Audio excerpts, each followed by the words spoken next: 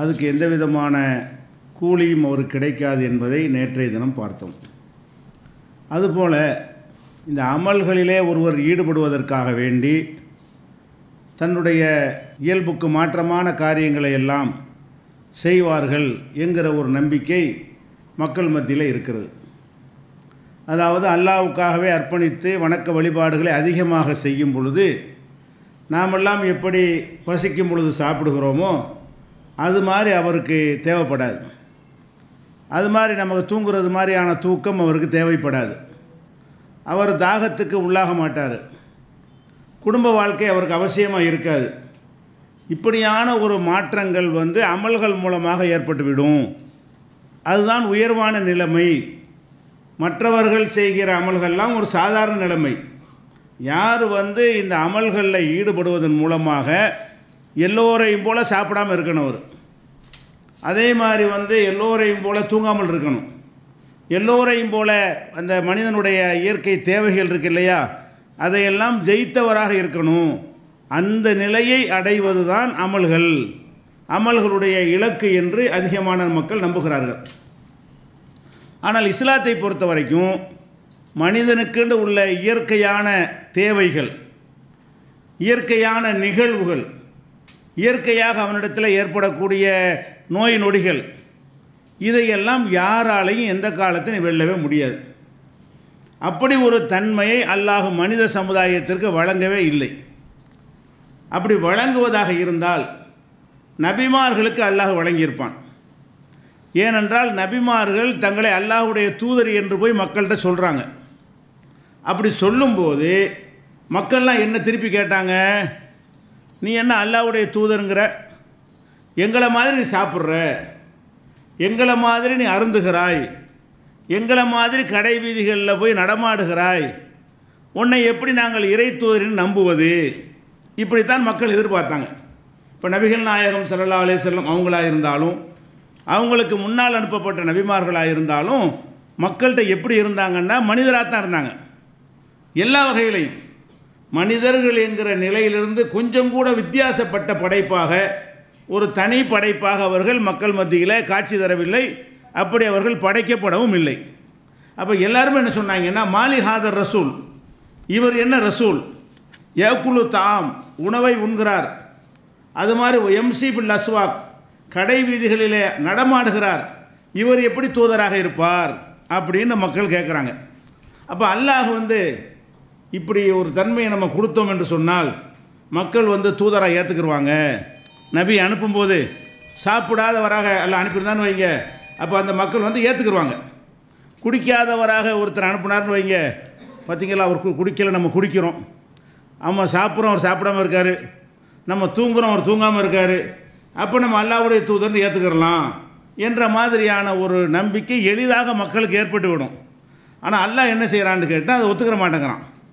இப்படித்தான் அனுப்புவோம், இப்படித்தான் மனுஷன்டா, இப்படித்தான் இறை தூதர்களை அனுப்புவதாக இருந்தாலும் அந்த தூதர்களுக்கு கொஞ்சம் மனிதத்தன்மையில் வித்தியாசமாக இருந்தால், மக்கள் நம்புவதற்கு அது உதவியாக இருந்தாலும் அல்லாஹ் ஒரு தூதரையும் இப்படி அனுப்பவே இல்லை. திருமறை குர்ஆனில் சொல்லி காட்டுகிறான், ஒமா ஜால்நாஹும் ஜசதன் லா யக்குலுன தாம், எந்த ஒரு இறை தூதரையும் உணவு உண்ணுகிற உடலை பெற்றவர்களாகத்தான் படைத்திருக்கிறோம். உணவு உட்கொள்ளாத உடலமைப்பு கொண்டவர்களாக ஒரு தூதரையும் நாம் அனுப்பியது இல்லை. அல்லாஹ் குர்ஆனில் சொல்கிறான், ஒரு தூதரை அனுப்புகிறோம் என்று சொன்னால் நாங்கள் எல்லோரும் இப்படி சாப்பிடுகிறோமோ அது மாதிரி சாப்பிடக்கூடியவராகத்தான் அந்த தூதர் இருப்பார். சாப்பிடுதலை வென்றவராக இருக்கவே மாட்டார். இப்படி நாம் படைத்ததே இல்லை என்று 22வது அத்தியாயத்தில் 8வது வசனத்தில் எல்லாம் சொல்லி காட்டுகிறான். அதே மாதிரி மக்களும் என்ன சொல்கிறாங்க, மாஹாதா இல்லா பஷரும் மிஸ்லுக்கும், இவர் உங்களை மாதிரி ஒரு மனிதர், இந்த தூதர்னு உங்கள்கிட்ட சொல்லிகிட்டு இருக்கிறாரு, இவர் உங்களை மாதிரி ஒரு மனிதர், யகுலு மிம்மா தாக்குலூன், நீங்கள் உண்ணுவதை அவர் உண்ணுகிறார், ஓ யஷரபு மிம்மா தஷரபூன், நீங்கள் அருந்துவதைத்தான் அவரும் அருந்துகிறார், அப்போ என்ன இவர் தூதர் அப்படின்னு மக்கள் கேட்குறாங்க. அப்போ அதுக்காக வேண்டிய அதில் மாற்றினானா? இல்லை, இப்படித்தான் தூதர் நான் அனுப்புவேன். இதுதான் அல்லாஹ்வுடைய பதிலாக இருந்தது. அதே மாதிரி இது 23வது அத்தியாயத்தில் 33வது வசனத்தில் அல்லாஹ் சொல்லி காட்டுகிறான், அதே மாதிரி இதுக்கு பதில் அல்லாஹ் சொல்லி காட்டும்போது ஒமா அர்சல்னா கபுலக மினல் முர்சலின், உமக்கு முன்னர் அனுப்பப்பட்ட எந்த ஒரு தூதராக இருந்தாலும் இல்லா அன்னஹும் லயக்குலுன தாம், அவர்கள் உணவு உண்பவர்களாகவே தவிர இருக்கவில்லை. ஒயம் சூனஃபில் அஸ்வாக், கடை வீதிகளில் நீங்கள் நாங்களாம் நடமாடுவோமே, அப்படி நடமாடக்கூடியவராகவே தவிர எந்த ஒரு தூதருமே நாம் அனுப்பியது கிடையாது என்று 25வது அத்தியாயத்தில் 30வது வசனத்தில் எல்லாம் சொல்லி காட்டுகிறான். அப்போ நபிகள் நாயகம் ஸல்லல்லாஹு அலைஹி வஸல்லம் அவங்க கூட மக்கள்கிட்ட என்ன சொன்னாங்க? இன்னமா அனபஷரும் மிஸ்லுக்கும். மக்கள்கிட்ட போய் சொல்லும்போது மனித தன்மைன்னு ஒன்று இருக்குல்ல, அதை எடுத்துக்கொண்டோமையானால் நானும் உங்களை போன்றவன் தான். இன்னமா அனபஷரும் மிஸ்லுக்கும், நானும் உங்களை போன்ற மனிதன் தான் என்று மக்கள்கிட்ட போய் சொல்லுங்கிறான் அல்லாஹ். வித்தியாசம் என்ன? யூஹா இலைய, எனக்கு அல்லாவிடமிருந்து வஹி வருகிறது, செய்தி வருகிறது, உங்களுக்கு வராது. மற்ற யாருக்கும் அல்லாவிடமிருந்து நமக்கு வஹி வருமா, இறை செய்தி வருமா? வராது. ரசூலுல்லாஹ் வாங்கி நமக்கு தருவார்கள். ஆனால் மற்ற விஷயங்கள் அவங்க எப்படி இருந்தாங்கன்னு சொன்னால் அது மனிதராக தான் இருந்தாங்க அப்படின்னு போய் ரசூலுல்லாஹ் நல்லா சொல்ல சொல்கிறான். மக்கள்கிட்ட போய் நீங்கள்லாம் நல்லா சாப்பிட்றீங்க 3 வேளை, நான் மாதத்துக்கு ஒருக்கா தான் சாப்பிடுவேன் அப்படின்னு சொல்லலாம்ல. நீங்கள் டெய்லி 3 தடவை 10 தடவை தண்ணி குடிக்கிறீங்க, நான் 6 மாதம் ஒருக்கா தான் தண்ணி குடிப்பேன் அப்படின்னு சொல்லி இருந்தால் அந்த வித்தியாசத்துக்காக வேண்டியாவது தூதர் நம்பியிருப்பாங்க. ஒரு டிஃப்ரெண்ட்டாக இருக்கார்ல இவர், நம்மளையெல்லாம் விட ஒரு மேம்பட்ட நிலையில் இருக்கார் இல்லையா அப்படின்னு சொல்லியிருப்பார்கள். ஆனால் நபிகள் நாயகம் ஸல்லல்லாஹு அலைஹி வஸல்லம் அவர்கள் நான் உங்களை போன்ற மனிதன் தான் அப்படின்னா என்ன அர்த்தம்? மனிதத்தன்மையை எந்த ஒரு இபாதத்தின் மூலமும் வெல்ல முடியாது. இபாதத்துகளால் மனிதத்தன்மையை வெல்லுவது தான் அது அமல். இல்லாட்டி அந்த அமல் சரியில்லைன்னு நினைச்சமையானால் அதுக்கு மார்க்கத்தில் எந்த விதமான ஆதாரமும் கிடையாது. இன்னும் சொல்ல போனால் அல்லாஹ் என்ன சொல்கிறான்னு கேட்டால் அவர் பதில் சொல்லும்போது அவங்க கேட்குறாங்க, ஒரு மலக்கு அனுப்பியிருக்கலாம் தான், அல்லாஹ்வுடைய தூதர்னு சொல்லி இவரை போய் அனுப்புனதுக்கு பதிலாக இவருக்கு தாய் இருக்கிறாங்க, தந்தை இருக்கிறாங்க, பிள்ளைக்கு மனைவி இருக்கிறாங்க, மக்கள் இருக்கிறாங்க, சாப்பிட்றாரு, குடிக்கிறாரு, நோய் வாய்ப்படுறாரு, இப்படியான ஒரு ஆளை பிடிச்சி அனுப்புறதுக்கு பதிலாக ஒரு மலக்கு அனுப்பியிருந்தா இறை தூதர்னு சொல்லி, இப்போ ஜிப்ரீல் மீகாயில் ஒரு மலக்குகள் இருக்கிறாங்க, அவங்களே உலகத்துக்கு அனுப்பி நான் தான் அல்லாஹ்வுடைய தூதர் அப்படின்னு சொன்னால் அவர் எப்படி மக்கள்கிட்ட வாழ்வார்? சாப்பிடவே மாட்டார். நீங்கள் அவர் தனியாக செக் பண்ணி வச்சு 1 மாதம் அவரை கண்காணித்தாலும் அவர் ஒரு சின்ன ஒரு துரும்பை கூட சாப்பிட மாட்டார். அப்போ மக்களுக்கு என்ன வரும்? சரிதான், இவர் நம்ம தூதர்னு ஏற்றுக்கிறலாம், நம்மளை மாதிரி இல்லை அப்படிங்கிற மாதிரி மக்கள் கோரிக்கை வைக்கிறாங்க. அல்லாஹ் அதுக்கு என்ன பதில் சொல்கிறான்னு கேட்டால், உலவு ஜால்நாகு மலக்கன் இல்லை ஜால்நாகு ரஜுலா, அடே மலக்க தூதர் அனுப்புனாலும் மனுஷனை மாற்றி தான் அனுப்புங்கிறான்ல. மனுஷனுக்கு வழிகாட்டு அனுப்பும்போது மனித தன்மையோடு தான் இருக்கணும். மனித தன்மை இல்லாமல் அந்த மலக்கு வழிகாட்டினார்னு வைங்க, மக்கள் என்ன சொல்லுவான்? நீ மலக்கு உனக்கு ஏழும் எனக்கு ஏழுமான்றான். நீ மலக்காக இருக்கிற, நீ என்ன வேணாலும் செய்வ, எனக்கு ஏழுமா, எனக்கு தாங்கிக்கிற முடியுமா, எனக்கு அந்த சிரமத்தை சுமக்க முடியுமான்னு கேட்டுருவான். அதுக்காக வேண்டி எல்லாம் என்ன சொல்கிறான்னு கேட்டால், உனக்கு வழிகாட்டுறதுக்கு மலக்கையே பிடிச்சி அனுப்புகிறதா வச்சாலும் அவர் மலக்க வரமாட்டார். அவரை நான் மனிதனாக மாற்றி தான் அனுப்ப மாட்டேன். ஒரு பேச்சுக்கு மலக்கை மனிதனுக்கு தூதரை அனுப்பினாலும் தூதர்னு அனுப்பின உடனே அது என்னவா மாறிடுவார்? அவர் மனிதனாக மாறி விடுவார். ஒலல் அபசனா அலைஹி மா எல்பிசுன், இப்போ பண்ண குழப்பம் தப்பும் பண்ணுவாங்க. இப்போ என்ன குழப்பம் பண்ணுறான்? திங்கிறாருங்கிறான், அப்போ திம்பார். மலக்கை அனுப்புனாலும் அவர் திங்கக்கூடிய மலக்காகத்தான் வருவார், குடிக்கக்கூடிய மலக்காகத்தான் வருவார், தூங்கக்கூடிய மலக்காகத்தான் வருவார். இப்போ கேட்டு அதே கேள்வி திருப்பி நீ கேட்ப. அப்போ இதில் என்ன விளங்குது? மனிதனுக்குன்னு சில இயற்கை தேவைகள் உடையவர்களாக அல்லாஹ் படைத்திருக்கிறான். அது மாறுவதற்கு எந்த விதமான கடுகளவு சான்ஸும் மார்க்கத்தில் கிடையாது. அப்படியெல்லாம் செஞ்சார்கள் யாரை பற்றியாக சொன்னார்களே ஆனால் அது முழுக்க முழுக்க கட்டுக்கதையாக இருக்கும், அது பொய்யாக இருக்கும், அதுக்கு எந்த விதமான கடுகளவுக்கு அதுக்கு முகாந்திரம் இல்லை என்று நம்ம நம்ப வேண்டும். அதை அடைவதற்கு நம்ம சில பேர் நினைக்கிறாங்க, நம்மெல்லாம் தொழுகிறோம், அதே மாதிரி தின்றுக்கிட்டு இருக்கிறோம், தொழுது ஒரு வேளை சோத்தை கூட குறைக்க மாட்டேங்குது, நம்ம நோம்புலாம் வைக்கிறோம், அதே மாதிரி தான் சாப்பிட்றோம், ஹஜ்ஜுக்கெல்லாம் போகிறோம், நம்முடைய இயற்கை தேவையில் எதுவுமே குறைய மாட்டேங்குதே, ஒரு இம்ப்ரூவ்மெண்ட்டே இல்லையே, அப்போ நம்ம எல்லாம் என்ன வணங்குறோம் அப்படிங்கிற மாதிரி இந்த பெரியார்கள்ங்கிற பேரில் எழுதி வைத்த கட்டுக்கதைகளை பார்க்கும் பொழுது நமக்கு தோன்றுமையானால் என்ன வழங்கிக் கொள்ளணும்? இப்படி ஒன்று இல்லவே இல்லை. மனிதன் உண்ணாமல் பருகாமல் நோய்வாய்ப்படாமல் இப்படியெல்லாம் இருக்கக்கூடிய தன்மை எந்த ஒரு காலத்திலையும் எந்த ஒரு தூதருக்கும் அல்லாஹ் கொடுத்ததே இல்லை. உதாரணமாக எடுத்துக்கொண்டால் இப்போ நமக்கு நோய் நொடி வருது, நல்லா அல்லாஹ்வுக்கு அர்ப்பணித்து வணக்க வழிபாடு செஞ்சால் வருமா வராதா? வரும். நபிகள் நாயகம் ஸல்லல்லாஹு அலைஹி வஸல்லம் அவர்களை அப்துல்லாஹ் இப்னு மஸ்ஊத் அவர்கள் ஒரு நாள் பார்க்க போகிறாங்க. பார்க்க போனால் அந்த நோயுடைய வேதனையில் ரசூலுல்லாஹ் துடிக்கிறாங்க. நோயுடைய வேதனையை பார்த்து விட்டு இப்னு மஸ்ஊத் கேட்குறாங்க, அல்லாஹ்வுடைய தூதரே ரொம்ப கஷ்டப்படுறீங்களா, ரொம்ப வேதனைப்படுறீங்களா அப்படின்னு கேட்குறாங்க. அப்போ நபிகள் நாயகம் ஸல்லல்லாஹு அலைஹி வஸல்லம் சொல்கிறாங்க, ஊ ஆக்கு கமா யூ ஆக்கு ரஜுலானி மின்கும், உங்களில் 2 பேர் படுற கஷ்டத்தை நான் ஒரு ஆள் படுறேன், அவ்வளோ வேதனையாக இருக்குது. ஒரு நோய் வந்து காய்ச்சல் வந்து அதனால் நபிகள் நாயகம் பாதிக்கப்படுறாங்க. அந்த பாதிப்பு எப்படி இருந்தது? இருவர் பாதிக்கிற அளவுக்கு 2 மடங்காக எனக்கு இருந்தது என்று நபிகள் நாயகம் ஸல்லல்லாஹு அலைஹி வஸல்லம் அவர்கள் அவருக்கு அந்த பதிலை சொல்கிறாங்க. இது புகாரில் 5648வது ஹதீஸில் பதிவு செய்யப்பட்டிருக்கிறது. இது எதை காட்டுது? ஒரு மனிதனுக்கு நோய் வந்தால் அவர் எப்படி துடிக்குவாரோ அப்படி தான் ரசூலுல்லாஹ் துடிப்பாங்க. எப்படி மற்றவர்களுக்கு நோய் வருமோ அப்படி நபிகள் நாயகம் ஸல்லல்லாஹு அலைஹி வஸல்லத்துக்கு நோய் வரத்தான் செய்யும். அதையெல்லாம் என்ன செய்ய முடியாது? நோய் வராத ஒரு உடலமைப்பு பெற்றவராக மாற முடியுமான்னா மாற முடியாது. அவங்க நபிகள் நாயகம் ஸல்லல்லாஹு அலைஹி வஸல்லம் வாழ்கிற காலத்தில் ஒரு ஆம்பளை பிள்ளை தான் அதில் கொடுத்துருந்தான், இப்ராஹிம் அவர்களை. அந்த இறை தூதரான பிறகு இப்ராஹிம் அவர்கள் மரணித்த உடனே நபிகள் நாயகம் அப்படி கண் கலங்குறாங்க, கண்ணீர் சொட்டு சொட்டாக வடிகிறது. அப்போ சொல்கிறாங்க, அல்லைனு ததுமவு, கண்களில் இரத்த கண்ணீர் வடிகிறது. ஒல் கல்பு யஹுசுனு, உள்ளம் வந்து வேதனைப்படுகிறது. ஓ இன்னாலி ஃபிராக்கிக யா இப்ராஹிம் ல மஹசூனூன், இப்ராஹிமே உன் பிரிவை தாங்க முடியாமல் நான் கவலைப்படுறேன், எனக்கு தாங்க முடியாமல் இருக்குதுங்கிறாங்க. இது மனித தன்மை. என்ன தன்மை? எனக்கு ஒரு இழப்பு வந்தால் எனக்கு தாங்க முடியாது, உங்களுக்கு இழப்பு வந்தால் உங்களுக்கு தாங்க முடியாது. நீங்களும் நாங்களும் நேசிக்கக்கூடிய ஒருத்தர் இறந்துட்டாருன்னு சொன்னால் அது கண்டிப்பாக நம்மளை எல்லாம் பாதிக்கும். அந்த மாதிரியான பாதிப்பையெல்லாம் ஜெயித்து அது உங்களுக்கு இபாதத்தில் ஊறி போய் கரை கண்டவர்களுக்கு கிடையாது அப்படின்னு இருக்குமையானால் நபிகள் நாயகம் ஸல்லல்லாஹு அலைஹி வஸல்லம் அப்படி இவ்வளவு வேதனைப்படுறாங்க, கண்ணீர் வடிக்கிறாங்க. அப்போ கேட்குறான், அல்லாஹ்வுடைய தூதர் நீங்களும் அழுவுறீங்க. அப்போ ரசூலுல்லாஹ் என்ன சொல்கிறாங்க, அல்லாஹ் வந்து எல்லா உள்ளங்களில் வந்து இறக்க குணத்தை வைத்திருக்கிறான், யாராக இருந்தாலும் அது இருக்கிறவன்லாம் அழுவ தான் செய்வான், நான் அதில் ஒருத்தன் தானே என்று தான் பதில் சொன்னார்களே தவிர நான் எல்லாம் அதில் ஜெயிச்சவன் அப்படின்னு சொல்லலை. நபிகள் நாயகம் ஸல்லல்லாஹு அலைஹி வஸல்லம் அவர்கள் உஹது போரில் பல் உடைக்கப்பட்டு கன்னத்தில் காயம் ஏற்பட்டு பயங்கரமான வேதனைக்கு உள்ளாக்கப்பட்டார்கள். இதெல்லாம் பட்டவுடனே ஊதி விட்டு போயிட்டாங்களா? எவ்வளோ கடுமையான வார்த்தையை பயன்படுத்தினாங்க. இந்த மாதிரி ஒரு நபிக்கு இரத்த சாயத்தை பூசிட்டீங்களாடா, நீங்கள் ஜெயிப்பீங்களா என்கிற அளவுக்கு ரசூல் ஸல்லல்லாஹு அலைஹி வஸல்லம் அவர்கள் கோவப்படுற அளவுக்கும் கொந்தளிக்கிற அளவுக்கும் அந்த பாதிப்பு இருந்தது.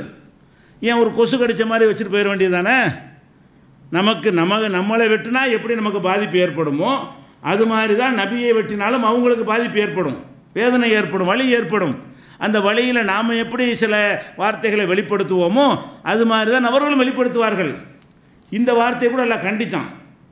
என்ன கண்டித்தான்? என்னை தாக்கியவர்கள் எப்படி ஜெயிப்பார்கள், கைஃப யுஃப்லிஹு கௌமுன் சஜ்ஜு நபியகும், நபிக்கு காயம் ஏற்படுத்தியவர்கள் எப்படி ஜெயிப்பார்கள் என்று அல்லாஹ்வுடைய தூதர் சொன்ன பொழுது லைஸலக மினல் அம்ரி ஷைஉன், நபியே அதிகாரத்தில் உமக்கு பங்கு இல்லை என்று அல்லாஹ் வசனத்தை இறக்குறான். அவங்க வெற்றி பெறுவார்களா மாட்டார்களான்னு நான் முடிவு செய்வேன், நீ எப்படி இந்த முடிவு செய்வ? அப்போ ஜெயிப்பாங்களா ஜெயிக்க மாட்டாங்களான்னு முடிவு நான் செய்யும் பொழுது நீ என்ன சொல்கிற? என்னையை தாக்கியவர்கள் எப்படி ஜெயிப்பார்கள்? அப்போ நீ இறைவனா நான் இறைவனா என்று கடுமையான கோபத்தோடு அல்லாஹ் அந்த வார்த்தையை கண்டித்தான் வருகிறது. அது டாபிக் இல்லை. டாபிக் என்னவென்று சொன்னால் வேதனை ஏற்பட்டதா இல்லையா? பிள்ளை இறந்தால் வேதனைப்படுறாங்க, காய்ச்சல் வந்தால் வேதனைப்படுறாங்க, பசிச்சா சாப்பிட்றாங்க. ஒரு நாள் வர்றாங்க உச்சி வெயில், வெளியே வரும்போது அபூபக்கர் உமர் அதே மாதிரி வெளியே வர்றாங்க. அவங்க 2 பேரையும் பார்க்குறாங்க. என்னப்பா இந்நேரத்தில் என்ன எங்கே வந்திருக்கிறீங்க அப்படின்னு கேட்டவுடனே பசிக்கு தான் வந்தோம், பசிக்குன்னா ஏதாவது வேலை கிடைக்குமா எதாவது கிடைக்குமான்னு வந்தோம், தேடி வந்தோம். அப்போ ரசூல் ஸல்லல்லாஹு அலைஹி வஸல்லம் சொல்கிறாங்க, நீங்கள் எதுக்கு வந்துருக்கு? அதுக்கு நானும் வந்திருக்கிறேன், எனக்கும் பசி தான் அப்படின்னு சொல்லி ரசூல் ஸல்லல்லாஹு அலைஹி வஸல்லம் செய்கிறாங்க. பசித்து வெளியே வர்றாங்க. பசித்து வீட்டில் தாங்க முடியாத ஒரு அளவுக்கு தாங்கி கொண்டார்கள். தாங்க முடியாத நிலை வரும்போது என்ன செய்கிறாங்க? பசிக்கு வெளியே போனால் ஏதாவது உணவு கிடைக்குமான்னு வர்றாங்க. அதே நோக்கத்துக்காக வேண்டி அபூபக்கர் உமரும் நிற்கிறாங்க. சரி வாங்க, ஒரு அன்சாரி தோழர் இருக்கார், அவர் ஒரு தோட்டம் ஒன்று வச்சுருக்காரு, அவர் வர சொல்லியிருப்பாருன்னு நினைக்கிறேன். நேரடி ரசூலுல்லாஹ் போக மாட்டாங்க, இதில் யாசகம் மாதிரி வந்துடும். அப்போ நம்ம அந்த தோழரை போய் பார்க்க போவோம் அப்படிங்கிறதுக்காக வேண்டி ரசூல் ஸல்லல்லாஹு அலைஹி வஸல்லம் அவர் விருந்துக்கு வாங்கன்னு கூப்பிட்டுருக்காரு. அதுக்காக வேண்டி ரசூல் ஸல்லல்லாஹு அலைஹி வஸல்லம் பசி வந்த உடனே அந்த பசியை கவனத்தில் கொண்டு புறப்பட்டு போகிறாங்க. அபூபக்கர் உமரோட போனால் வீட்டுக்கு போனால் அவர் வெளியே போயிட்டார். அவங்க ஒய்ஃப் மனைவி தான் இருக்கிறாங்க. எங்கே உங்கள் வீட்டுக்காரர் எங்கே? அவர் வெளியே போயிட்டார், நீங்கள் இருங்க அப்படின்னு சொன்னோன்னா கொஞ்சம் நேரத்தில் வந்துடுறாரு. வந்த நபிகள் நாயகம் ஸல்லல்லாஹு அலைஹி வஸல்லம் பார்த்த உடனே இந்த மாதிரி ஒரு கண்ணியமான விருந்தாளிகளை அல்லாஹ் எனக்கு இப்போ தந்திருக்கிறான், நீங்கள்லாம் எனக்கு விருந்துக்கு வந்தது சாதாரண விஷயமா என்று சொல்லிவிட்டு உடனே வேகமாக போய் மரத்தில் இருந்து பேரிச்சங்குலையை ஏற்றுக்கிட்டு வர்றாரு. அதில் நல்ல கனிஞ்சு போன கனிகள் இருக்கிறது, செங்காய் இருக்கிறது, ஒரு அரைப்பழமாக இருக்கும்ல, அது எல்லாம் கொத்தில் அப்படி இருக்கும். அப்படி கொண்டு வந்து இதை சாப்பிடுங்க முதல்ல அப்படின்னு சொல்லி கத்தியை எடுத்துக்கிட்டு ஆட்டை இருக்கிறதுக்கு போகிறாரு. நிறைய ஆடுகள்லாம் அவர்கிட்ட இருக்குது. அப்போ ரசூல் ஸல்லல்லாஹு அலைஹி வஸல்லம் என்ன செய்கிறாங்க, நீ ஆட்டை இருக்க போகிற, நல்ல பால் கறக்கிற ஆட்டுக்குன்னு அறுத்துவிடாத, அது உங்களுக்கு யூஸ் ஆகும், சாதாரண ஆட்டை பார்த்து அறுத்துட்டு வாப்பாங்கிறாங்க. கத்தி எடுத்துன்னு விளங்கிட்டாங்க, இவர் விருந்துக்காக ஆட்டை இருக்க தான் போகிறாருன்னு சொல்லி. அப்போ அவர் போய் என்ன செய்கிறாரு, ஒரு ஆட்டை பிடிச்சிருந்து அறுத்து ரசூலுல்லாஹ்க்கு விருந்தை கொடுக்குறாரு. ஒரு ஆட்டை வந்து ரசூலுல்லாஹ் சாப்பிட்ருக்காங்க, அபூபக்கர் உமர் சாப்பிட்ருக்குறாங்க, அந்த குடும்பம் இவ்வளோதான், இவ்வளோ பேருக்கு ஒரு ஆட்டை எடுத்து கொடுத்துருக்குறாங்க. அப்போ நல்லா சாப்பிட்டு ரசூலுல்லாஹ் சொல்கிறாங்க, இந்த இந்த அருட்கொடைக்காகவும் அல்லாஹ்விடத்தில் நீங்கள் விசாரிக்கப்படுவீர்கள் அப்படின்னு சொல்லிவிட்டு அவங்க புறப்படுறாங்க. அப்போ இதில் எதுக்கு இதை சொல்கிறோம்னு கேட்டால், அல்லாஹ்வுடைய தூதர் தானே, அவங்களாம் பசியில் ஒரு மேட்ரா, பசிக்காமல் பசியாக இருந்தால் அப்படி இருந்துருவாங்க, எத்தனை நாளைக்குனாலும் இருந்துருவாங்க, அதெல்லாம் கிடையாது. பசியை நமக்கு தாங்க முடியாட்டு என்ன செய்வோம், இருக்கலாம் உருட்டி கட்டி பார்ப்போம், வீட்டில் ஒன்றும் இல்லையா, வெளியே ஏதாவது கிடைக்குமான்னு போவோமா இல்லையா. அப்போ நீங்கள் நாங்கள்லாம் எப்படி ஒரு பசி ஏற்பட்டால் அதை தனித்து கொள்வதற்காக வேண்டி பாடுபடுகிறோமோ, வெளியே சென்று அதை தேடுகிறோமோ, அப்படி தேடக்கூடிய தன்மை தானே அல்லாஹ்வுடைய ரசூலுக்கு இருந்திருக்குது, அபூபக்கருக்கு அதானே இருந்திருக்கிறது, உமருக்கு அதானே இருந்திருக்கிறது, 3 பேர் தானே போகிறாங்க அந்த மாதிரி. அப்போ இந்த மாதிரியான அடிப்படையில் தான் நபிகள் நாயகத்தினுடைய வாழ்க்கை இருந்தது, எல்லா நல்லடியார்களுடைய வாழ்க்கையும் இருந்தது. ஆனால் இதில் அமல்ங்கிற பேரில் என்ன செஞ்சுருக்கிறாங்க தெரியுமா, இந்த தப்லீக் தாலீம் அமல் சிறப்பு இருக்கு இல்லையா, அதை எடுத்து பார்த்தீங்கன்னு சொன்னால், அதாவது பக்கம் இதில் இந்த பக்கத்தில் வந்து 255வது பக்கம், இதில் அப்துல் வஹாப் ஷாரானி அப்படின்னு ஒரு பெரியார், இவர் யாருன்னு உங்களுக்கு தெரியும், ஷாரானின்னு யாருன்னு உங்களுக்கு நினச்சிங்க, இவர் தான் இந்த அவுலியா கதையெல்லாம் எழுதி வச்சவாள். ஏற்கனவே உங்களுக்கு அந்த அர்த்தம் செஞ்சால் பரிசு தருவோன்றோம்ல, அந்த அந்த ஆசாமி தான் இவரை பெரியார்னு போட்டு எழுதியிருக்கிறாங்க.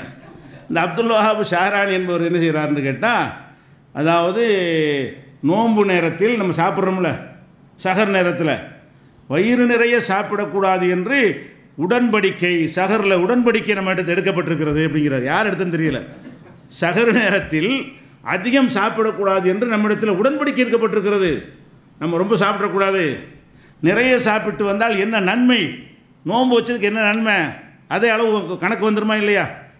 நோன்பு வைத்து விட்டு நோன்புல அதே அளவுக்கு சாப்பிட்டீங்கன்னு சொன்னால், நோன்பு இல்லாத காலத்துக்கு நோன்புக்கு என்ன டிஃப்ரெண்ட் என்ன அப்படின்னு சொல்லி இவர் ஒரு தத்துவத்தை சொல்கிறார். அப்படின்னா என்னென்னு கேட்டால், நோம்பாளியாக இருக்கிறவன் வந்து சாப்பாட்டு அளவை வச்சு தான் அதில் கணக்கெடுப்பான். அளவை முக்கியம். சாப்பாட்டு கண்டிப்பாக நோன்புல ஜாஸ்தியாக தான் சாப்பிட்றோம். நோன்பு இல்லாத காலங்களில் சாப்பிடுவதை விட செலவு நமக்கு ஜாஸ்தியாக நோம்பில் தான் ஆகுது. நிறைய வெரைட்டியாக சாப்பிட்றோம். அதுபோக பல வகைகளாக சாப்பிடும்போது அது வந்து நோம்பில் நன்மை இல்லாமல் போச்சான். ஏன்னா நோன்பு காலத்தில் அதைத்தான் சாப்பிட்றீங்க, போன மாதமும் அதைத்தான் சாப்பிட்டீங்க. நோன்பு கொண்டு என்ன தியாகம் என்ன பண்ணீங்க, நோன்புன்னா கொஞ்சம் கூடுதலாக தியாகம் பண்ணணும். நோம்பில் அதுக்கு முன்னாடி அரைக்கப்படி அரிசி சாப்பிட்டா நோம்பில் அதில் பாதி தான் சாப்பிட்ணும். இப்படிங்கிற மாதிரி ஒரு தத்துவத்தை சொல்லி, இப்படி எங்கள்கிட்ட உடன்படிக்கை எடுக்கப்பட்டிருக்கிறது அப்படின்ட்டு அந்த பெரியார் சொன்னார்னு சொல்லி எழுதி வச்சுக்கிறாங்க. இப்படி எங்கேயாவது மார்க்கத்தில் இருக்கிறா? இந்த அளவாக கணக்கு, நோன்புடைய அந்த எல்லாம் கடமையாக்கணும் அதுவாக கணக்கு. பசியை உணரும்போது அல்லாஹ்வுக்கு பயந்து சாப்பிடாமல் இருக்கிறோம். மற்ற நாளில் இதே அளவு தான் நம்ம சாப்பிடாமல் இருக்கிறோம். நோன்பு காலத்தில் எவ்வளோ நேரத்துக்கு பசியாக இருக்கிறோமோ அதே மாதிரி தான் நோன்பு அல்லாத காலத்துலேயும் பசியாக இருக்கிறோம். அது தூக்கத்தில் கழிஞ்சிடுறதுனால நமக்கு பசியை உணர்றது கிடையாது. ராத்திரி சாப்பிட்டு படுக்கிறீங்க, காலையில் சாப்பிட்றீங்க, 12 மணி நேரம் வந்துடுதில்ல. அப்படி பார்த்தாலும் ராத்திரி 10 மணிக்கு சாப்பிட்டு காலைல 10 மணிக்கு காலை டிஃபன் சாப்பிட்டீங்கன்னா 10 to 10 எவ்வளோ ஆச்சு? 12 மணி நேரம் சாப்பிடாம தானே இருக்கிறீங்க. அப்போ இரவில் நீங்கள் சாப்பிடாமல் இருக்கிறீர்கள், அதே டைம் தான். சாப்பாடு இந்த டிஃப்ரெண்ட் வர கிடையாது. ஆனால் என்ன வித்தியாசம், இப்போ இரவில் நம்ம பகலில் இப்போ சாப்பிடாமல் இருக்க போகிறோம். சஹருக்கு சாப்பிட்றோம், அப்புறம் நோன்பு இருக்கும்போது சாப்பிட்றோம், பகலில் சாப்பிடாமல் இருக்கிறோமே அதுவும் அதே டைம் தானே வருது. அதில் விஷயம் என்னவென்று கேட்டால் அதை முடிச்சுக்கிட்டு இருக்கிறோம், உணர்றோம், பசிக்குது, சாப்பாடு வேணும்னு கேட்குது, இறைவன் தடுத்து விட்டான் என்பதற்காக நம்ம அதை தவிர்க்கிறோம். அப்போ இதில் பாடம் என்ன? அளவு பாடம் கிடையாது. அளவு அதிகமாகுவது என்பது நோம்பினால் கிடைக்கிற நன்மை கிடையாது. நீ எவ்வளோ அளவு வேணாலும் சாப்பிட்டு, குறை வேணாலும் சாப்பிட்டு போ. மேற்று என்ன? இறைவன் தடை செய்து விட்டான் என்று சொன்னால் நான் தண்ணீர் கூட குடிக்க மாட்டேன், தாகமாக இருந்தாலும் நான் தண்ணீர் குடிக்க மாட்டேன், பசியாக இருந்தாலும் சாப்பிட. அதைத்தான் அல்லாஹ்வும் சொல்கிறான் குர்ஆனில், லஅல்லக்கும் தத்தக்கும், இறையச்சம் உடையவர்களாக மாறுவதற்குத்தான் உங்களுக்கு நோன்பு கடமையாக்கப்பட்டிருக்கிறது. அதே போல் இப்போ நோன்பு திறக்கிறோம். நோன்பு திறக்கிறதுக்கு ரசூலுல்லாஹ் என்ன சொன்னாங்க? விரைந்து நோன்பு திறக்கணும். அதை லேட் பண்ணால் அது நன்மையான செயல் இல்லை.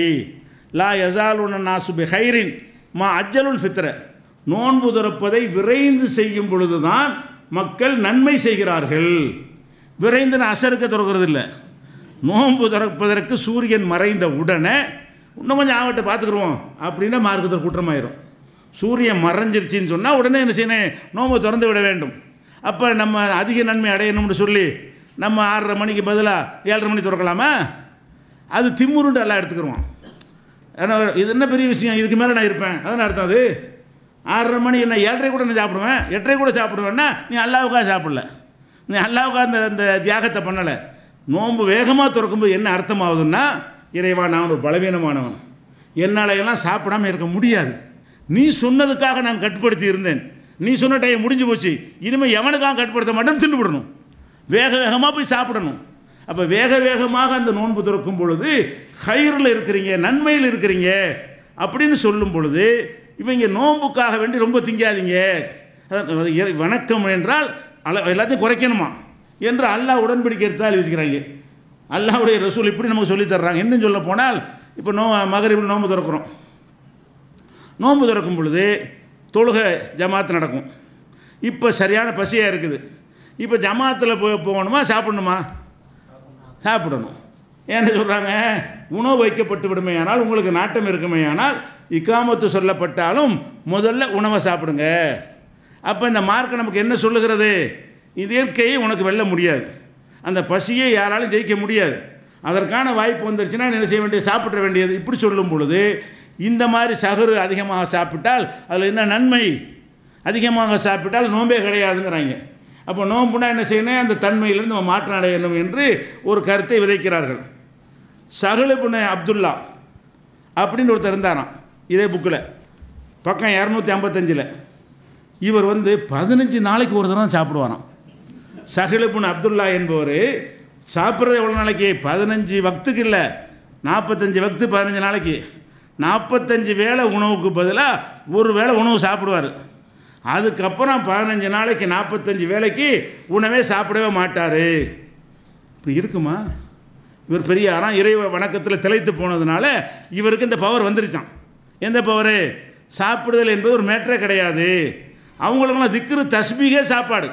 அப்படி அவங்களுக்கு எது சாப்பாடு? திக்ரு தஸ்பீக், அதுவே சாப்பாடு மாதிரி ஆயிருமா. அப்போ 15 நாளைக்கு ஒரு தடவை தான் சாப்பிடுவார். அதே நேரத்தில் ரமலானில் மட்டும் இந்த சஹர் செய்யுங்கன்னு இருக்குதுல்ல, அதனால ஒரு பிடி சாப்பிட வரான், 5 பேர் வரான். என்ன சஹர் செய்யுங்கன்னு? இப்போ ரமலானுக்கு சஹர் செய்யுங்கன்னு இருக்கிற மாதிரி தானே குர்ஆனில் குழு வஷரபு வலா துஸ்ரிஃபுன்னு இருக்குது. உண்ணுங்கள் பருகுங்கள் வீண் விரயம் செய்யாதீர்கள் எல்லா காலத்துக்கும் உள்ள கட்டளை தானே அது. ரமலானுக்கு சஹர் கட்டளை இருக்குது, மற்ற நாளில் சாப்பிட்ற கட்டளை இருக்கா இல்லையா? ரமலானுக்கு சஹர் கட்டளை இருக்கிற மாதிரி நீங்கள் சாப்பிடுங்கள் குடியுங்கள்னு கட்டளை இருக்கா இல்லையா? அத்தாமகும் மின்ஜூயின் வாமனகும் மின் ஹவ், அந்த மக்காவாசிகளை பற்றி எல்லாம் சொல்லும் பொழுது ஈலாஃபி குறைஷின், இந்த குறைஷிகளுக்கு அல்ல அருள் செஞ்சுருக்கிறான். எப்படி அருள் செஞ்சுக்கிறான்? அத்தாமகும் மின்ஜூயின், பசியின் போது அவர்களுக்கு உணவளித்தான். ஆமனகும் மின் ஹவ், அச்சமற்ற ஒரு இல்லமாக அமைத்து அவங்கள பாதுகாத்தான் என்று அல்லாஹ் சொல்லி காட்டுகிறான். அவள் பசிக்கு உணவளித்தது ஒரு பெரிய பாக்கியமாக அல்லாஹ் சொல்லி காட்டுகிறான். இவங்க என்ன செய்கிறாங்கன்னு கேட்டால் சாப்பிடவே மாட்டாராம். அதுபோக சஹருக்கு தான் சாப்பாடு, நோன்பு திறக்க அதுக்கு சாப்பிட சொல்லி சஹர் இல்லையில, அதுக்கு தண்ணி மட்டும் குடிச்சிக்கிடுவாராம். இந்த பெரியார் சஹல் இப்னு அப்துல்லாங்கிறவர் காலமெல்லாம் 15 நாளைக்கு ஒரு வேளை சாப்பிடுவார். 15 நாள் வரைக்கும் ஒரு சாப்பிட்டாருன்னு சொன்னால் 15 நாள் வரைக்கும் எதுவுமே சாப்பிட மாட்டாராம். நோன்பு காலம் வந்துருச்சுன்னு சொன்னால் ஒரே ஒரு கவலை உணவை வாயில் போட்டுக்கிறாராம். அது சகரு சுண்ணத்துங்கிறதுனாலையும் நோன்பு திறக்கிறதுக்கு தண்ணி மட்டும்தான். நோன்பு திறக்கிறது மட்டும்தான், தண்ணீர் மட்டும் 30 நாளைக்கு தண்ணி மட்டும் தான் நோன்பு திறக்க, வேறு எதுவுமே சாப்பிட மாட்டாராம். இப்படியெல்லாம் இருந்திருக்கிறார்கள். நாமெல்லாம் அதுக்கு கதை அதில் பில்டப் கொடுப்பார். நாமெல்லாம் பாருங்கள் எப்படி வகை வகையாக சாப்பிடுகிறோம் இப்படின்னு சொல்லி மார்க்கத்தில் எது வந்து ரசூலுல்லாஹ் போய் எப்படி ஒரு ஆட்டு 5-6 பேர் சரி சாப்பிட்டு வந்திருக்கிறாங்க, பேரிச்சங்குழையே காலி பண்ணியிருக்கிறாங்க. ரசூலுல்லாஹ் வறுமையில் இருந்தாங்கன்னா இல்லாததுக்கு இருந்தாங்க. வறுமையில் இருந்தாங்கன்னு சொன்னால் ஒரு ரொட்டியை சாப்பிட்டாங்க, அதெல்லாம் இருக்குது. எல்லா சகாபியும் இப்படி இருந்தாங்களா? வசதி உள்ள சகாபாக்கள் நல்லா சாப்பிட தான் செஞ்சார்கள். ரசூலுல்லாஹ்வுடைய பொதுவான வாழ்க்கையில் வந்து கஷ்டப்பட்டார்கள் என்று சொன்னால் அவங்களுடைய வருமானம் அவ்வளவுதான், இருக்கிறதை கொண்டு தான் வாழ முடியும், பிச்சை கேட்க முடியாது. அதனால் அவர்கள் வந்து குறைவாக சாப்பிட்டுருக்கிறாங்க. ஒரு வேளை சாப்பாடு மறுவேளைக்கு இல்லை. வீட்டுக்கு வந்து டெய்லி கேட்கத்தானே செய்கிறாங்க. வருவாங்க வீட்டுக்கு, ஹல் இந்தக்கும் செய்வுன், சாப்பிட ஏதாவது இருக்குதான்னு கேட்பாங்க. மனைவிமார்கள் இருக்குதுன்னு சொன்னால் ஒன்றாந்து வைங்கம்பாங்க. இல்லைன்னு சொன்னால் அப்போ நோம்பா இருந்துக்கிறேன். காலையில் சுபு தொழுதுட்டு வந்தார்களே ஆனால் ஏதாவது இருக்குதான்னு கேட்பாங்க. இருக்குன்னு சொன்னால் சாப்பிடுவாங்களாம், இல்லைன்னா நோம்பா வேஸ்ட்டு தானே, நோம்பா இருந்துக்கிறோன்றாங்க. அப்போ கேட்கத்தானே வர்றாங்க, வீட்டில் ஏதாவது இருக்கான்னு தானே தேடி இருக்கிறாங்க, இல்லைங்கிறது தான் நோன்பு வச்சுருக்கிறாங்க. அப்போ ரசூல் ஸல்லல்லாஹு அலைஹி வஸல்லம் வறுமையாக இருந்ததெல்லாம் உண்மை. ஆனால் அதெல்லாம் எதனால் என்று கேட்டால் அவங்கள்ட்ட இல்லை, அவங்கள்ட்ட அந்த உணவு வசதி போக்குவரத்து இல்லாத காரணத்தினால் ஒரு தண்ணியை மட்டும் குடித்து கொண்டு பேரிச்சம்பழத்தை சாப்பிட்டு கொண்டு அது மாதிரி எல்லாம் மாவை உருட்டி பிசைஞ்சு அதை சாப்பிட்டு கொண்டு இதெல்லாம் இருந்தார்கள் என்பது அது உண்டு. அப்படி ஒரு நிலையை அல்லாஹ் நம்ம வறுமையில் ஆக்கிவிட்டால், வறுமைக்காண்டி நீங்கள் அப்படி இருந்தால் குற்றமில்லை என்ற உள்ளது அவ்வளவுதான் அப்படின்னு சொல்லி வாழ்ந்து அது குற்றம் இல்லை. ஆன்மீகத்தின் பெயரால் அது ஒரு அமல் மாதிரி ஆக்குனா குறைக்கணும், அது நல்லது, ரொம்ப திங்கக்கூடாது அப்படின்னு சொல்வார்களே. ஆனால் அதுக்கு எந்த ஹதீஸில் ஆதாரம் இருக்குது? இல்லை. இன்னும் சொல்லப்போனால் பக்கம் 261 ஒரு பயானே பண்ணுறார்.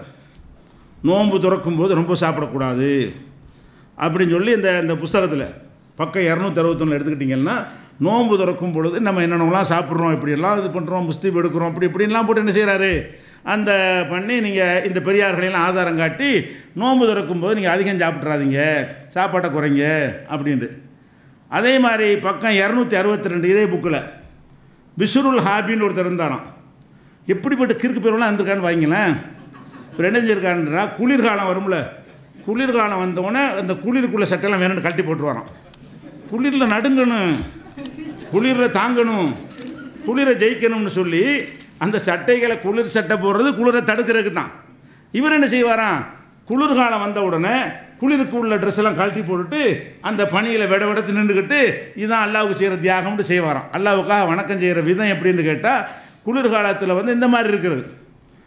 ஆனால் அல்லாஹ் என்ன சொல்கிறான், மூசா நபி மனைவியை கூட்டிகிட்டு போகிறாங்க, கல்யாணம் பண்ணி அவன் மனைவி அழைச்சிக்கிட்டு போகும்பொழுது அவன் சரியான குளிரில் குடும்பத்தெல்லாம் நடுங்கிறாங்க. ஒரு மலையில் ஒரு நெருப்பு மாதிரி தெரிகிறது. மூசா நபி என்ன செய்கிறாங்க, மனைவிட்ட இன்னி ஆனஸ்து நாரன், அங்கே ஒரு நெருப்பு தெரிகிறது, நீங்கள் இங்கே இருங்க, அதுலேருந்து ஒரு தீப்பந்தத்தை எடுத்துகிட்டு வர்றேன், நம்ம குளிர் காய்வோம். இந்த குளிரை வந்து தப்பித்துக் கொள்வதற்காக வேண்டி எவ்வளோ ஒரு முஸ்தீப் எடுக்கிறாங்க, பொண்டாட்டி பிள்ளை விட்டு போய் அங்கேருந்து நெருப்பு பந்தம் வருதான்னு பார்த்து அதில் ஒரு தீப்பந்தத்தை எடுத்து வர்றேன். நம்ம அந்த கால தீப்பெல்லாம் கிடையாதுல்ல, நெருப்பு வேணும்னா எங்கேயாச்சும் போய் நெருப்பை எடுத்துகிட்டு வந்து கொளுத்துனா தான் நெருப்பு கிடைக்கும். அப்போ தீப்பந்தத்தை நான் எடுத்து வருகிறேன் என்று சொல்லி மூசா நபி போனார்கள்னு குரானில் எல்லாம் சொல்லி காட்டுறோம். இது எதை காட்டுது, குளிர்னா குளிர்லேருந்து நம்ம காப்பாற்றிக்கிறேன்னு. இன்னும் எல்லாம் குரானில் சொல்லி காட்டுறோம், சராபியில் தகிக்குமுல் ஹர்ற, உங்களுக்கு வெப்பத்தை தாங்குகிற ஆடைகளை வழங்கியிருக்கிறோம்னு எல்லாம் சொல்கிறான். வெப்பம் வந்துச்சுன்னா அதை தாங்குகிற ஆடை, குளிர் வந்தால் குளிரை தாங்குகிற ஆடை எல்லாம் உங்களுக்கு நாம் வழங்கியிருக்கிறோம் அப்படின்னு அதை ஒரு பெரிய பாக்கியமாக எல்லாம் சொல்லி காட்டுகிறான். பெரியார்கள்லாம் என்ன செய்கிறாங்கன்னு கேட்டால் மனித இயல்பை மீறுற விஷயம் இது. குளிர் வந்தால் போத்துறது தான் இயல்பு. குளிர் வந்து தாங்க முடியாத குளிர் வறுமையானால் இருக்கிற ட்ரெஸ்ஸுக்கு மேலே ஒரு போர்வையை போத்திக்கிட்டான்னா மனுஷன், இருக்கிறதையும் போட்டு கழட்டி போட்டு எரிஞ்சிட்டு சட்டை கழட்டி உட்காந்துருந்தாண்டே மனுஷனாயவன். அப்போ மனிதத்தன்மைக்கு அப்பாற்பட்ட ஒரு நிலைமை வந்து பெரியார்களுக்கு வரும்டா என்ன அர்த்தம்? மனிதத்தன்மைக்கு அப்பாற்பட்ட ஒரு நிலையை பெரியார்கள் அடைவார்கள் என்று சொன்னால் இப்படியெல்லாம் இருக்கவே இல்லை. ரசூல் ஸல்லல்லாஹு அலைஹி வஸல்லத்துக்கு 2வது வந்த வஹியே என்ன, யா அய்யுஹல் முஸம்மில், போர்வை போத்தி கொண்டிருப்பவரேன்னு கூப்பிட்றான்ல. விடத்து போய் ரசூலுல்லாஹ் போர்வை போத்திட்டு இருக்கும் பொழுது அல்லாஹ் எப்படி கூப்பிட்றான், யா அய்யுஹல் முஸம்மில், போர்வை போத்தி கொண்டிருப்பவரே. அப்போ போர்வை போத்துறதே அது ஒரு கண்டிக்கத்தக்க ஒரு செயலாக அல்லாஹ் சொல்லி காட்டுறான். அப்போ அல்லாஹ்வுடைய ரசூல் ஆன பிறகு அவர்களும் நடுங்கி போய் என்ன செய்கிறாங்க, போர்வை சம்மிலூனி என்னை போர்த்துங்கள்னு சொல்லவுன ஹதீஜா நாயகி அவர்கள் போர்த்தி விட்டார்கள் என்றெல்லாம் புகாரில் ஹதீஸ் இருக்கிறது, இன்னும் பல நூல்களில் இருக்கிறது. அப்போ அல்லாஹ்வுடைய தூதராக இருந்தாலும் குளிர் வந்தால் போத்த தானே வேணும், குளிர் நடந்தால் போத்த வேண்டும். அதுதான் இயல்பான ஒரு விஷயம். பெரியார்கள் அப்படிலாம் செய்ய மாட்டார்கள்னு சொல்லி அவங்கள ஒரு தெய்வீக ஒரு தன்மை மிக்கவர்களாக காட்டுற மாதிரி இந்த விஷயங்கள்லாம் எழுதி வைத்திருக்கிறார்கள். அதே மாதிரி பக்கத்து 263 கலீல் அகமதுன்னு ஒரு பெரியார் இருந்தாராம். இது ரொம்ப டேஞ்சர், அவருக்கு பசிக்கவே செய்யாதான், அவனாவது 5 நாளைக்கு ஒழுங்காக சாப்பிட்றான் ஒருத்தன். இது என்னன்னு கேட்டால் கலீல் அகமதுங்கிற பெரியாருக்கு பசிக்கவே செய்யாது. அப்படியான ஒரு தன்மை பெற்ற அந்த பெரியார்கள் இருந்தார்கள். இப்படி நபியே இல்லைன்னு அல்லாஹ் சொல்கிறான். பசிக்காத உடலை கொண்டவர்களாக யாரையும் நாம் படைத்ததே இல்லைன்னு அல்லாஹ் சொல்கிறான். இறை தூதர்கள்ட்ட அதைத்தான் மக்கள் எதிர்பார்த்தாங்க. எதிர்பார்த்தாலும் நீ சொன்ன மாதிரி படைக்க மாட்டேன், மனுஷத்தன்மையை மாற்றி படைக்க முடியாது என்று அல்லாஹ் சொல்லிவிட்டான். இவருக்கு பசிக்கவே செய்யாது. இந்த மாதிரியான ஒரு தன்மை. சஹர் இஃப்தாருக்கு மட்டும் என்ன செய்வாரா, நோன்பு வருதில்ல, 1.5 ரொட்டி தான் சாப்பிட்றான். ஒரு ரொட்டி ஒரு பாதி ரொட்டி, அதுதான் சஹருக்கும் இஃப்தாருக்கும் சேர்த்து முக்கால் ரொட்டின்னு நினைக்கிறப்ப 1.5 ரொட்டியைத்தான் சஹருக்கும் இஃப்தாருக்கும் பயன்படுத்தி கொள்வார்கள். அது முரணு, பசிக்கவே செய்யாது, அப்புறம் என்ன 1.5 ரொட்டி எதுக்கு அப்படி எழுதி வச்சுக்கிறாங்க. இதெல்லாம் எதுக்குன்னு கேட்டால் அது அவர்கள் ஒரு இமேஜ் அப்படி உண்டாக்குறது. நம்ம இது மாதிரி அவரெல்லாம் இருந்தார்கள், இப்படியெல்லாம் நீங்கள் இருக்கிறீர்களா இப்படிங்கிற மாதிரி சொல்லி நம்ம செய்கிற அமல்லாம் ஒன்றும் சரியில்லைங்கிற மாதிரியும், தப்பான அமல் மாதிரியும், இந்த அமல்லாம் அல்லாட்ட ஏற்றுக்கொள்ளப்படாத மாதிரி நமக்கு ஒரு பயங்காட்டி விடுற காட்சியை நம்ம பார்க்கணும். அதே மாதிரி பக்கம் 263 ஷாஹ் அப்துல் ரஹீம் அப்படின்னு ஒரு பெரியார் இருந்தாராம். இவர் என்ன செய்வாரான்னு கேட்டால் சஹர் இஃப்தாருக்கு மட்டும் பால் இல்லாத சுலைமானி தேநீர் இருக்குல்ல, அதான் குடிப்பாராம். சஹருக்கு எந்திரிப்பாராம், ஒரு டிக்காசன் ஒரு சாயா குடிச்சிட்டு படுத்துட்டு அதான் சஹர் உணவு. காலைல நோன்பு திறக்கிறதுக்கு அது டிக்காசன் தான். சுண்ணத்தே முதல்ல என்ன இருக்குது, பேரிச்சம்பழம் இல்லாட்டி தண்ணின்னு இருக்குது, அது கூட தெரியல இருந்தாலும். பேரிச்சம்பழத்தை கொண்டு நோன்பு தரங்க, அது கிடைக்காவிட்டால் தண்ணீரை கொண்டு தரங்கன்னு ஹதீஸ் தெளிவாக இருக்கிறது. இவருக்கு வித்தியாசமான படைப்பாக இருந்ததுனால இவர் நினைஞ்சிருக்காருன்னு கேட்டால் சஹருக்கு மற்ற நேரத்தில் சாப்பிட மாட்டார் போல இருக்குது. சஹருக்கு ஒரு வெறும் டீம்பாங்கல்ல, கடும் கஷாயம், அந்த கஷாயம் டீயையும் நோன்பு திறக்கவும் இப்படி சாப்பிட்றாருன்னா மற்ற நாளில் அதுவும் இல்லைன்னு வழங்குது. இப்போ நோன்புக்காக தான் இதெல்லாம் செஞ்சுருக்காரு. அப்போ மீதி 11 மாதமும் சாப்பிட மாட்டேன்னு சொல்லப்படலை. இது நோன்புக்கு இதுதான் சொன்னால், பேணுதலாக இருக்கிற நோன்புல இவ்வளோ தான் சாப்பிடுவார் என்று சொன்னால் இதை விட கம்மியாகவோ அல்லது சாப்பிடாமலையோ அவர் இருந்திருக்கிறார். பெரியார்களை பார்த்தீர்களா? இப்படிங்கிறது இதெல்லாம் அமல்னால் இப்படி கிடைக்குமா? இதெல்லாம் செஞ்சால் தான் நம்ம அமல் செய்கிறது கரெக்டுன்னு ஆகுமா? இல்லை, அப்படி எழுதி வைத்திருக்கிறார்கள். அதே மாதிரி பக்கம் 77 ஒரு பெரியவர் இருந்தாராம். அவர் ஒரு உழு செஞ்சார்னு சொன்னால் 12 வருஷத்துக்கு தொழுவாராம். ஒரு தடவை உழு செஞ்சார் என்று சொன்னால் ஒரு உழுவில் என்ன செய்வார், 12 வருஷத்துக்கு தொழுவாராம். அப்போ 12 வருஷமாக இப்போ மலைஜலம் கழிக்கலை, காற்று போகலை, சிறுநீர் போகலை, உழு முறியலைன்றதுன்னு அர்த்தம். ஒரு உழுவில் 12 வருஷம் தொழுவார். 12 வருஷமாக படுத்ததே இல்லை அவர். 12 வருஷமாக உடம்பை சாய்க்கணுங்கிறது எவ்வளோ ஒரு இயல்பானது. மனுஷன் தலை சாய்க்க இல்லாட்டி சரியாக வருமா? அல்லாஹ் பகலை உழைக்கிறதுக்காகவும் இரவை நீங்கள் ஒரு அமைதி காண்பதற்காகவும் படைத்திருக்கிறேன்னு எல்லாம் சொல்லி காட்டுறான். அப்போ அந்த இரவு பகலை எல்லாம் எதுக்காக படைத்திருக்க, அதை கூட மீறுகிற வகையில், அதை கூட எதிர்க்கிற வகையில் 12 வருஷம் தூங்கவே இல்லை. அவர் தூங்குறது கூட பரவாயில்ல, படுக்கவே இல்லை. தூங்கவே இல்லைங்கிறது ஒரு வகை. அந்த உடம்பு சாய்க்கணும்ல, தூங்காட்டா கூட நின்றுக்கிட்டே இருக்கும்போது இல்லை உடம்பு வெயிட் அதிகமாக நம்ம தாங்கி எல்லா உறுப்புகளும் களைத்து போயிடும். அப்படி நெடுஞ்சாங்கடே கொஞ்சம் படுத்தா தான் என்ன செய்யும், அந்த கஷ்டங்கள் கொஞ்சம் குறைஞ்சி கொஞ்சம் ரிலாக்ஸ் ஆகும். அது கூட தேவையில்லை. இவர் அப்படிப்பட்ட அதிசய படைப்புன்னா அப்படி மனுஷன் இருக்க முடியுமா? இப்படி எல்லாம் எழுதி வைத்திருக்கிறார்கள். அதே மாதிரி பல நாட்கள் தொடர்ச்சியாக சாப்பிடாமல் இருப்பாராம். எத்தனை நாள்னு போடலை, பல நாட்கள் தொடர்ச்சியாக சாப்பிடாமல் இந்த பெரியார் இருப்பார். இதெல்லாம் இந்த பெரியார்கள் என்பவர்கள் அமல்கள் மூலமாக இதை அமல் சிறப்பு தானே சொல்கிறாங்க. புஸ்தகத்துக்கு பேர் என்ன, அமல்களின் சிறப்பு. இதெல்லாம் அமல்னால் கிடைச்சிட்டான். இந்த அமல்கள் செஞ்சதுனால இந்த ஒரு பவர் அவர்களுக்கு கிடைத்து விட்டது. சாப்பிடாமல் இருப்பார்கள், குடிக்காமல் இருப்பார்கள், தூங்காமல் இருப்பார்கள் அப்படின்னு சொல்லி. சாயுதம் பக்கம் 80 சயீத் இப்னு முஸையப் இவரெல்லாம் நல்ல பெரியார். அவரையும் இட்டுக்கட்டி எழுதியிருக்காங்க.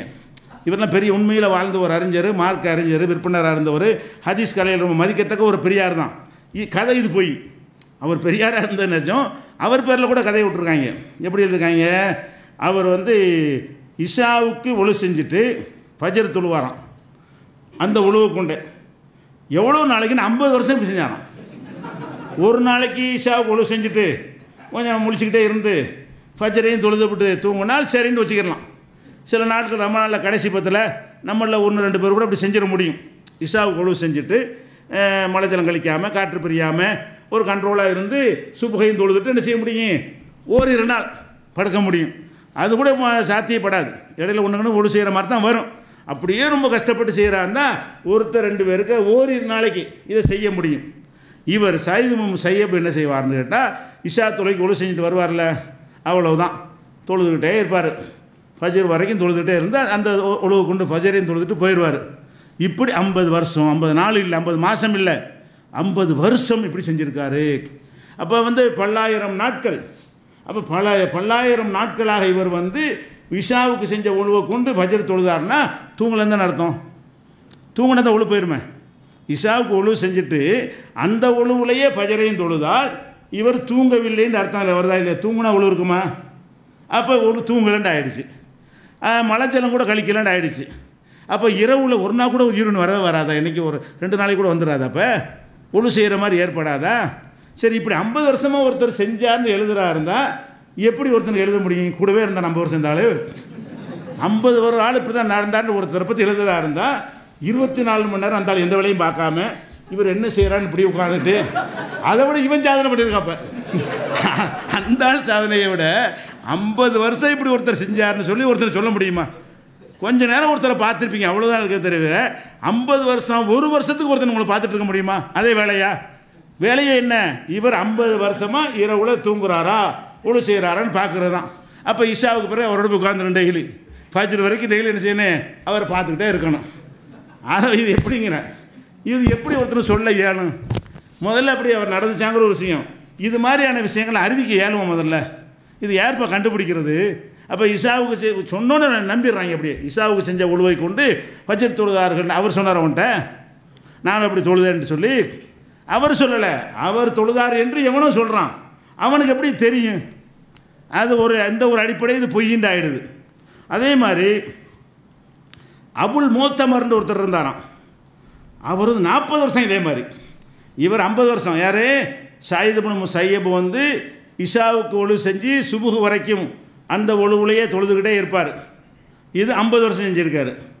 அபுல் மோத்தமர் என்கிற ஒரு பெரியவர் அதே பக்கத்தில் 80ஆம் பக்கத்தில் தான் 40 வருஷம் இந்த மாதிரி இருந்திருக்காரு. அப்போ 40 வருஷமாக எவ்வளோ கண்காணிச்சிருந்துருக்கான் இவர் என்னென்ன செய்கிறாருன்னு பார்த்துவிட்டு இஷாவுக்கு செஞ்ச ஒழுவை கொண்டு 40 வருஷமாக இவர் என்னஞ்சிருக்காரு இது பண்ணியிருக்காருன்னு சொல்லி. அபு ஹனீஃபா இமாம் 50 அதே மாதிரி. அபு ஹனீஃபா ஹனஃபி இமாம்ங்கிறவன் அந்த அபு ஹனீஃபா இமாம் அவர்கள் என்ன செய்வாங்கன்னா இஷாவுக்கு ஒழு செஞ்சுட்டு தொழு ஆரம்பித்தாங்கன்னா சுபு வரைக்கும் என்ன செய்வார்? முடிச்சுட்டே இருந்து அந்த ஒழுவில் சுபவை தொழுது தான் போவார்.